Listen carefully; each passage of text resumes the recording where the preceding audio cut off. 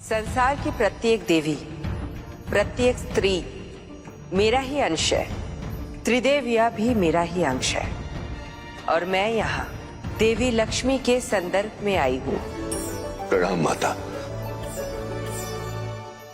मैं क्षमा प्रार्थी हूँ माता कि मैंने आपका आह्वान कर आपको उपस्थित होने का कष्ट दिया, परंतु मेरे लिए आपके दर्शन करना आवश्यक था माता।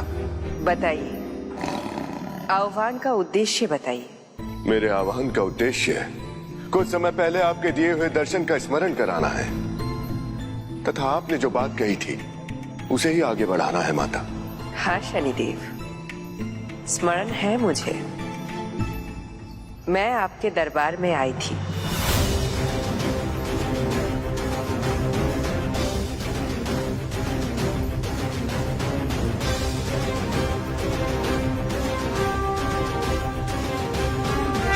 शनिदेव,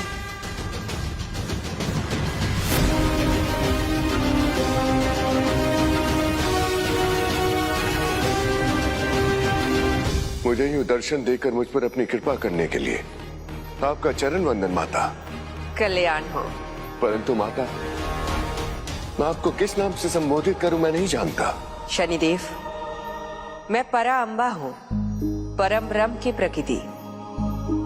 संसार मुझे आदि शक्ति, महामाया इत्यादि नामों से भी जानता है।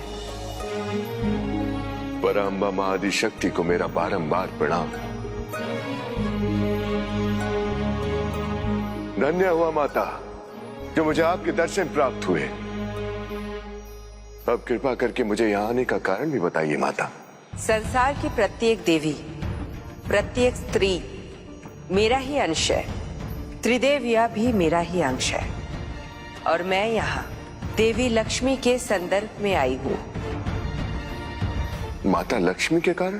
देवी लक्ष्मी ने मेरे ही अंश से ऋषि भृगु की पुत्री के रूप में जन्म लिया है ताकि वो नारायण की अर्धांगिनी के रूप में संसार के पालन में उनकी सहभागी बन पाए। परंतु एक दुविधा है।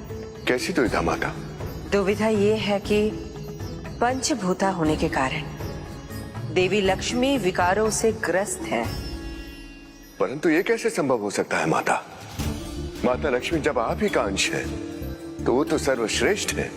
वो इस संसार को धन, वैभव और ऐश्वर्य देती है। भला वो विकारों से ग्रस्त कैसे हो सकती है माता? वैसा ही विकार जैसा मेरा अंश दक्ष पुत्री देवी सती में भी था और उन्हीं विकारों के कारण उन्हें महादेव से विलग होना पड़ा था और फिर विकारों से रहित होकर देवी पार्वती के रूप में वो महादेव के योग्य बने। उसी प्रकार देवी लक्ष्मी को भी विकारों से रहित होकर नारायण के योग्य बनना होगा। तभी देवी लक्ष्मी संसार के पालन में उनका सार्थक योगदान दे पाएंगे।